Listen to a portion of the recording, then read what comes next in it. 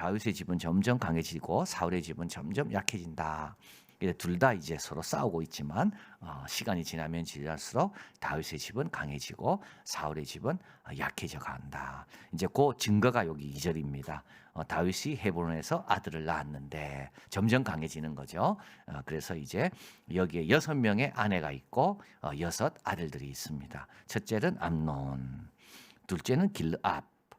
압자가 붙으면 아버지라는 말입니다. 압살롬, 아버지는 평화다. 살롬, 샬롬이죠, 샬롬. 그래서 아버지는 평화다. 압살롬. 길르압, 압이라는 말은 아버지는 길르, 우세하다. 아도니아, 여호와는 주님이시다. 그리고 스바랴, 여호와께서 심판하셨다.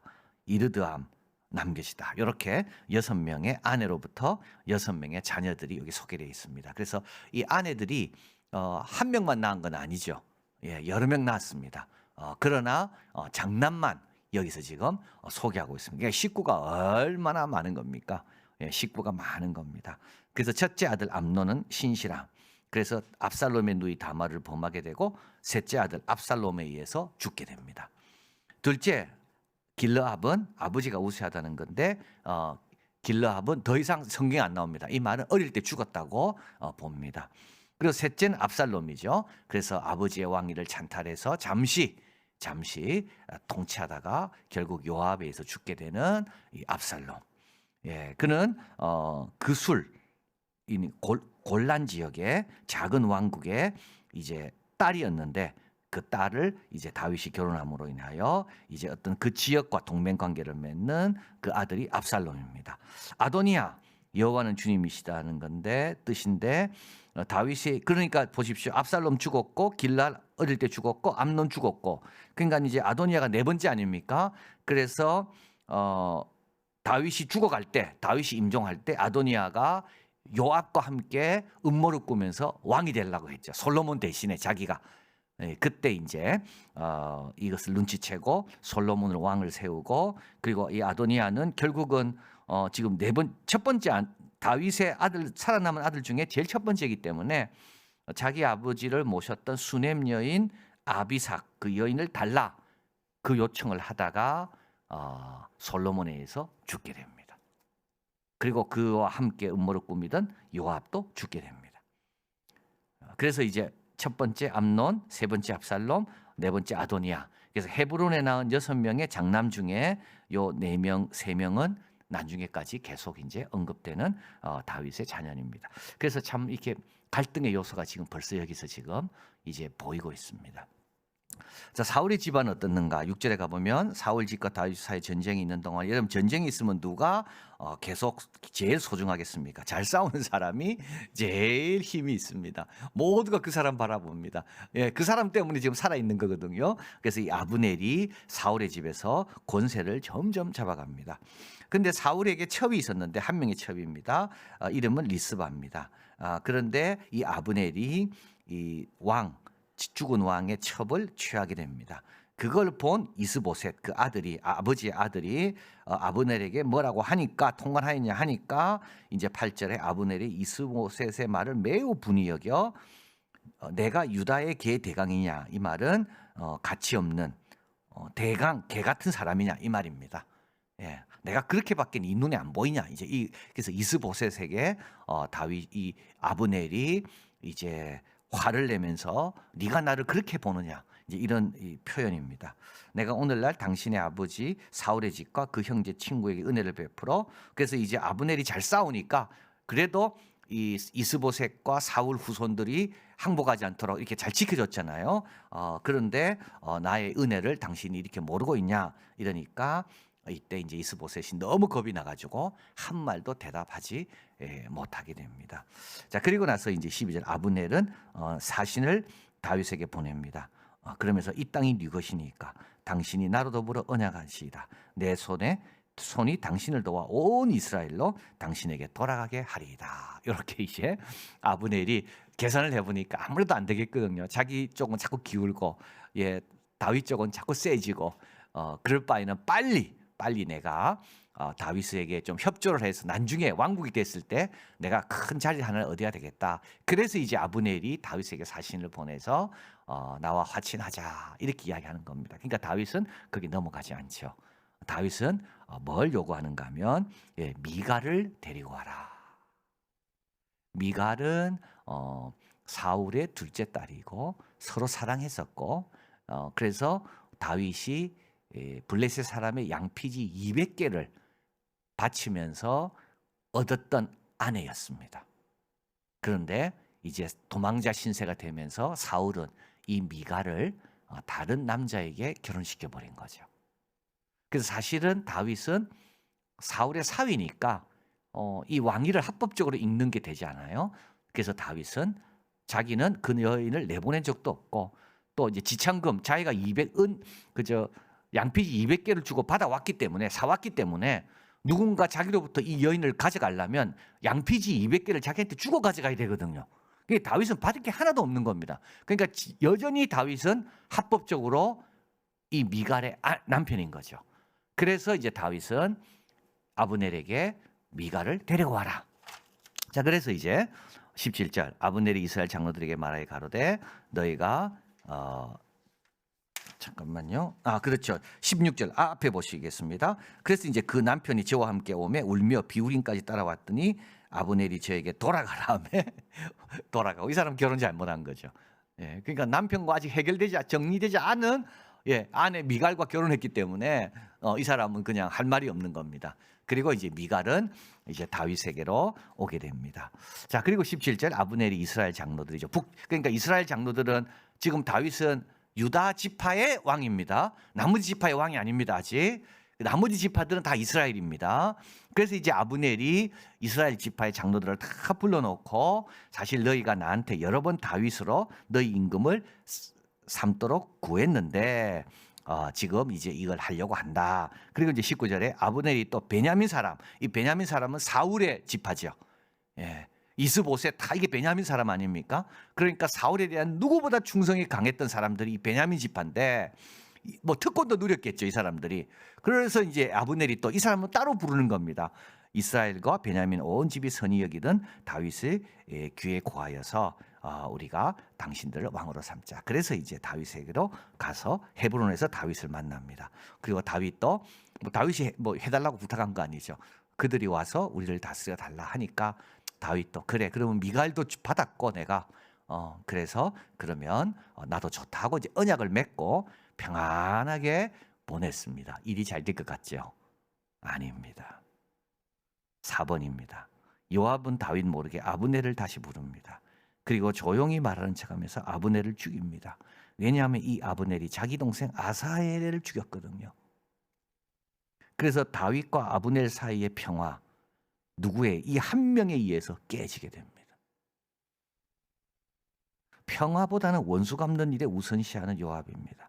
국가적 이익보다는 자신의 요구를 더 우선시하는 자가 요압입니다. 그래서 거의 될 뻔했는데 남과 북이 거의 될 뻔했는데 이 요압이라는 이 사람 때문에 다시 어떻게 됩니까? 전쟁으로 돌입하게 되는 겁니다. 왜냐하면 군장관이 거기서 죽었거든요. 정상회담하러 서울에 왔다가 서울에서 죽은 겁니다. 철저한 반공주의자가 정상회담하러 온 북측 대표를 여기서 죽인 바로 이런 이야기입니다. 자, 다윗이 이걸 들었습니다. 28절. 그리고 나서 넬의 아들 아브넬의 피에 대하여 나와 내 나라는 여호와 앞에 영원히 무죄하다. 그래서 나와 내 나라는 의로울 때만이 세워지지 죄를 지으면 무너진다는 것을 알고 있습니다. 그리고 29절 그 죄가 요압의 머리와 그 압이 온 집으로 돌아갈지어다. 그리고 요압을 저주합니다. 요압의 집에 백탁병자, 이건 성병을 뜻하는 겁니다. 백탁병자나 문둥병자나 지팡이를 의지한다는 말은 힘이 너무 없어가지고 아무것도 할 수 없는 그런 병, 또 칼에 죽는 자나 양식이 핍절한 자가 끊어지지 아니할지로다 하고 요압 집을 저주합니다. 그리고 31절 다윗이 요압과 및 자기와 함께 있는 모든 백성에게 이르되 너희는 옷을 찢고 굵은 배를 띠고 아브넬 앞에서 애통해라. 그리고 다윗 왕이 상렬을 따라갑니다. 처음으로 왕 앞에 다윗 이름이 붙는 표현입니다. 다윗 왕입니다. 그러니까 다윗을 왕으로 세웠다 이런 말은 있었지만 다윗 왕이란 말은 이제 여기서 처음 나오는 겁니다. 비로소 다윗은 이스라엘의 왕이 되는 겁니다. 참 보십시오. 한 인간에 대한 죽음을 슬퍼할 때, 그리고 아무리 자기 편이라 할지라도 그 잘못에 대해서 정확하게 질책할 때, 그리고 아무리 적이라 할지라도 그 상대방에 대한 존경이 있을 때 다윗은 온 이스라엘의 왕이 되는 거예요. 참 중요한 내용입니다.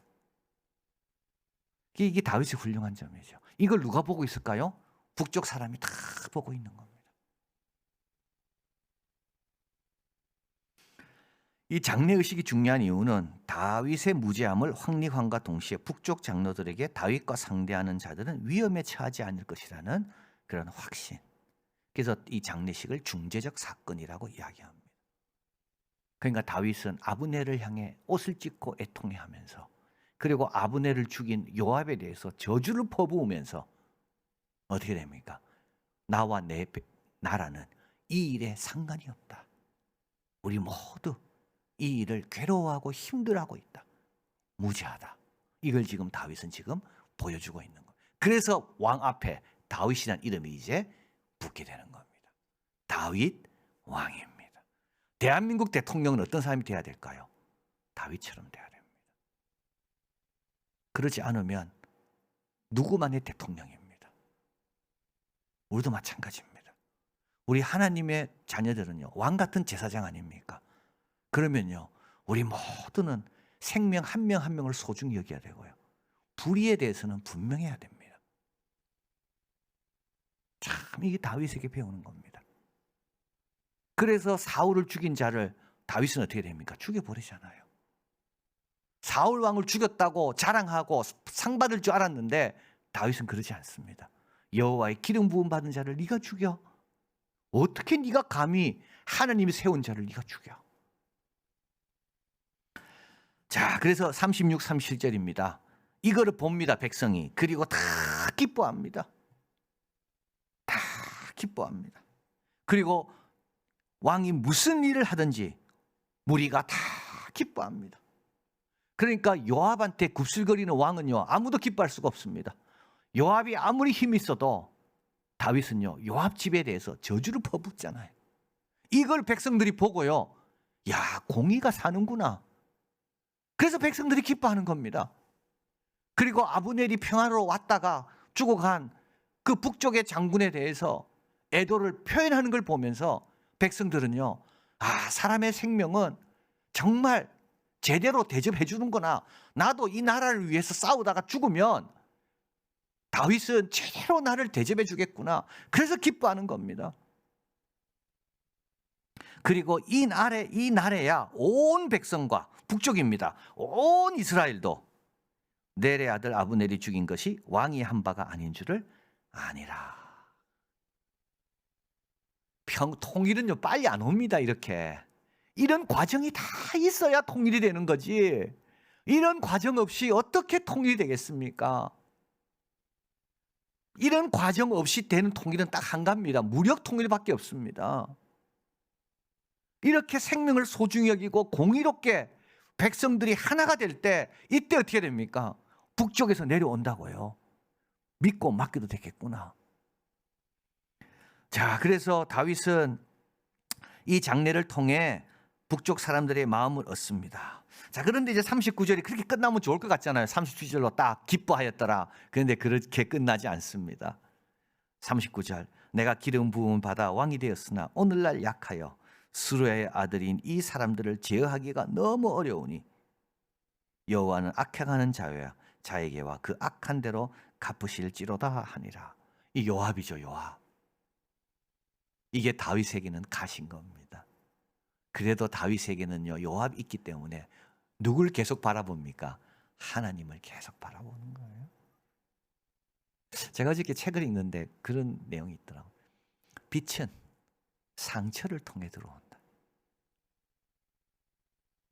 우리는 상처가 없기를 원하잖아요.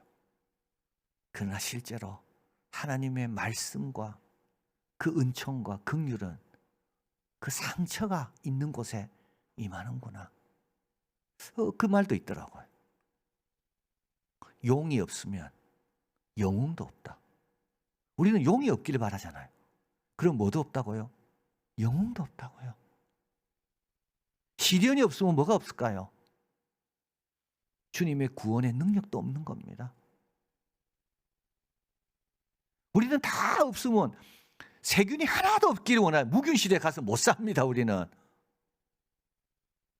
안 좋은 게 들어와야지 우리 몸이 살아서 막 싸우며 움직이면서 왕성하게 되는 거지.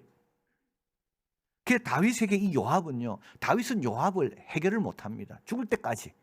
그래서 아들 솔로몬에게 맡기는데 결국 솔로몬이 이 요압을 처치하거든요. 오늘 본문도 한번 보십시오. 내가 힘이 약하여. 그래서요. 하나님을 바라보는 겁니다. 이 약한 힘을 통하여 뭐가 들어온다고요? 빛이 들어오는 거죠. 그래서 이게 하나님의 은혜인 겁니다. 그래서 하나님은 다윗을 사랑하셔서 정말 다윗은 없었으면 하는 그 요압을 딱 주시는 거예요. 그리고 그 요압의 형제들은 얼마나 싸움도 잘하고 빠른지. 근데 그 다 이유가 있는 겁니다. 다윗을 위해서요. 사울이 죽었다고 왕위가 다윗에게 즉각적으로 오지 않습니다. 여러분 꼭 기억해야 됩니다. 즉각적으로 오지 않습니다. 7년 반 동안 헤브론에서 다스리는 다윗입니다. 그리고요 거의 될 것 같은 이 통일도 요압에 의해서 다 제지되고 지연됩니다. 그러나 하나님의 약속은 결코 무너지지 않습니다. 요압이라는 사람 때문에 이 나라가 하나가 되는 것을 우리 하나님께서 그냥 그렇게 되게 하지 않으신다는 거죠. 그래서 우리는 상처를 통해 빛이 들어온다. 용이 없으면 영웅도 없다. 그걸 기억하면서 그저 지혜롭고 진실한 청지기가 되리라. 지금 다윗이 얼마나 지혜롭게 행합니까? 이 장례라는 게 이게 얼마나 중요한 상징적 메시지가 됩니까?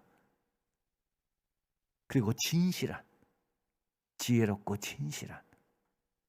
그래서 7년 반 동안 지혜롭고 진실한 청지기가 되는 겁니다. 요압 같은 사람 있든지, 그죠? 계획이 거의 되려 하다가도 안 돼도 그래도 우리는 어떻게 됩니까?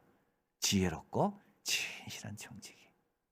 그러면 우리 하나님의 때가 되면 옵니다. 그래서 참 저는 이제 우리가 다음 주 나눌 이 사무엘상 하 5장에 보면 이제 북쪽 사람이 내려오거든요. 북쪽 사람이 내려오기까지 이런 과정이 꼭 있어야 되는구나.